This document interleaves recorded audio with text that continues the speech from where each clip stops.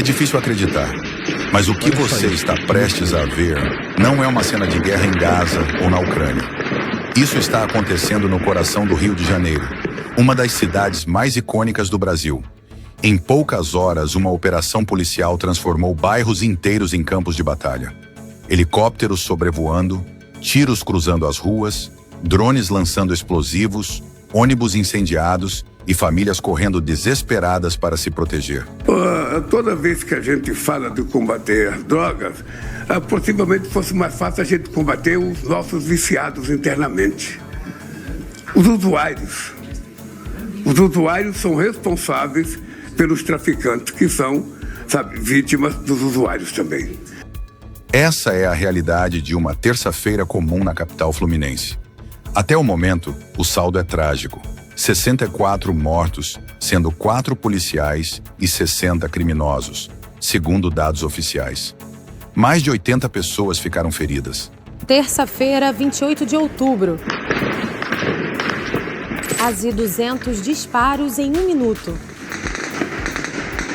Cenas da maior operação do ano contra o Comando Vermelho nos complexos do Alemão e da Penha, na zona norte do Rio de Janeiro. Barricadas em chamas, drones lançando bombas contra policiais. A ação é a mais letal da história do estado. Até a gravação deste vídeo, 64 pessoas morreram, entre elas 60 suspeitos e 4 policiais. Entre os feridos, há agentes. Enquanto a cidade é tomada pelo caos, os criminosos agem como se fossem o próprio governo.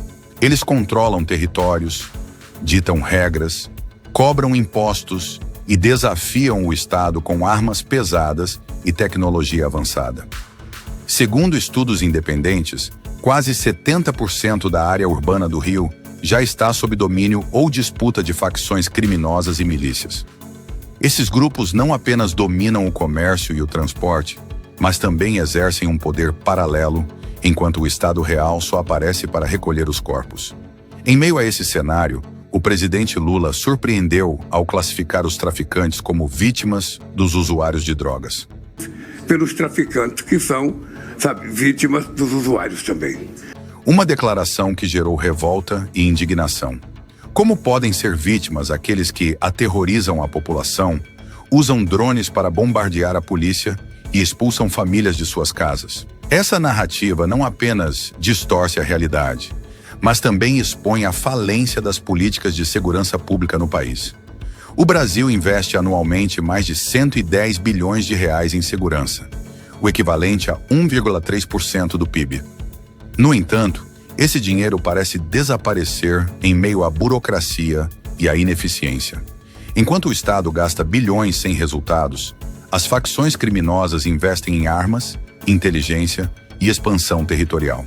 A tragédia no Rio de Janeiro é apenas um exemplo do colapso da segurança pública no país, onde o crime organizado avança sem controle e o governo se recusa a classificá-los como organizações terroristas, mesmo diante de um saldo de 64 mortos em um único dia. O que acontece no Rio não é um caso isolado. Em todo o Brasil, 26% da população vive sob as regras de facções criminosas, segundo dados recentes. No Ceará, por exemplo, centenas de famílias foram expulsas de suas casas por ordens de grupos criminosos. O crime organizado não apenas domina territórios, mas também impõe suas próprias leis, enquanto o Estado assiste passivamente. A operação, que resultou em 64 mortos e 81 presos, foi a mais letal da história do Rio de Janeiro. Barricadas em chamas, drones lançando bombas e tiroteios intensos revelam a gravidade da situação.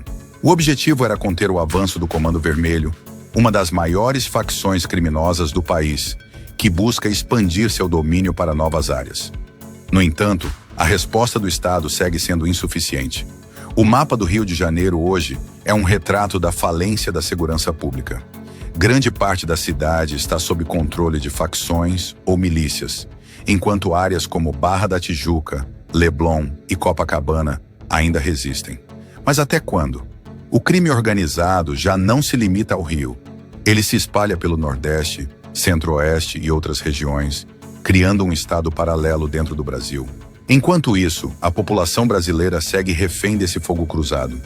O Estado arrecada como se fosse a Suíça, mas governa como se fosse a Venezuela.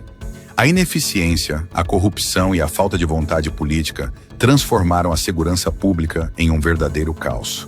O Brasil não precisa de mais dinheiro, precisa de ação.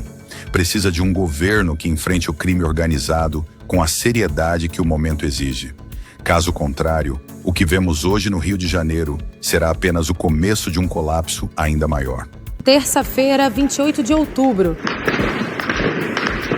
Quase 200 disparos em 1 minuto.